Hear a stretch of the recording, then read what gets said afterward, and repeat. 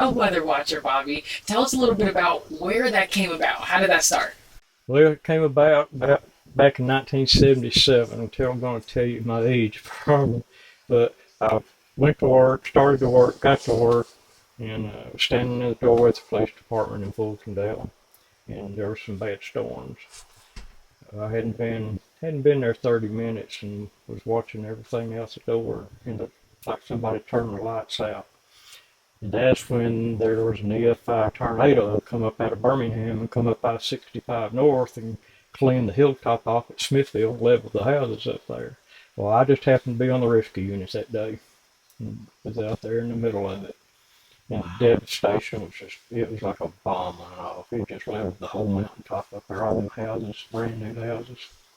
And that's what got me interested in the weather. So this happened back in 1977. So at that time, that sparked your interest in weather, right? Right. So when did you become a weather watcher?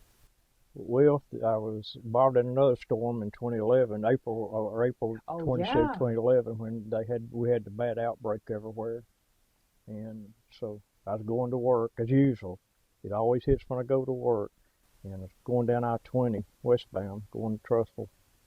And I got up to Cook Springs, topped off the hill, and the rain was just terrific. You couldn't even see the drive on the interstate. You couldn't even see the interstate. And I just stopped dead middle in the interstate, and I thought, oh, I hope nobody hits rear ends of me up here.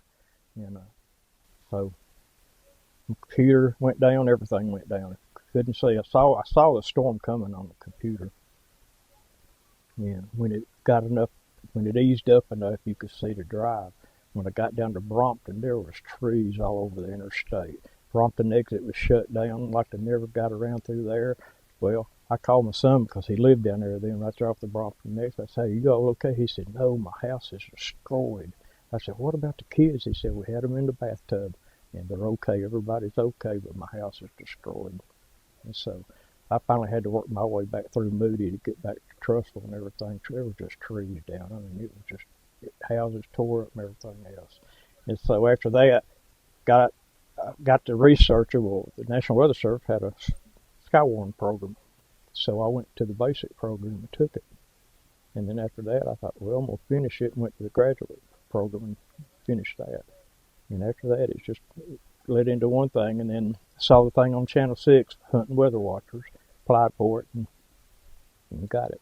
Wow, So, that is amazing. So not only do you have experience like keeping track of the storms, but you've lived through this. oh, I've lived through Like you several of lived them. through I've lived this. through, we had one come through here several years ago that come right up beside. We stood out there on the deck and watched it come up the river.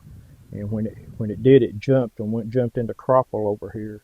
And when it did, it come straight up through here and hit across 34 highway and just tore that all up back up in yonder. Just wanted to make a quick disclaimer that although Bobby doesn't leave his mobile home or hasn't in the past during severe weather, listen, we advise no one to do that, okay? So that's our disclaimer for severe weather safety. It's vital that you find a storm shelter or safe place to go to. But we'll get back to Bobby's interview. And like he mentioned, the nearest storm shelter for him in Pell City is the courthouse. So if you're in Pell City, that's your safe place to go, especially if you're in a mobile home. So that's a quick disclaimer. Back to the video. Get scary. Well, that leads me to my next question. So when a storm does come near this area, where do you go? Closest place here is the courthouse in Pell City.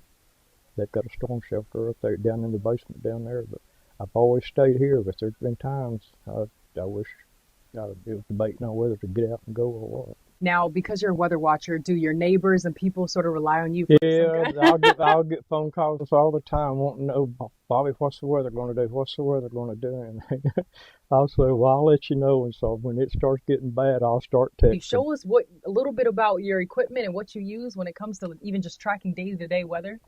Yeah, this one here, this is a Omega Radar. This is a new program. It's Omega Radar, and right now it's in 3D.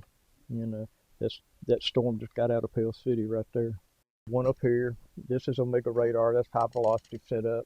And then this is a GLR level 3 radar coming off Allison House. This goes to my weather station on the roof. It's just amazing how that stuff can travel like it does. Literally, in a I matter know, of yeah, in a minutes, matter of just minutes. destroy I everything know, in its yeah, path. I know. It's Hmm. wild.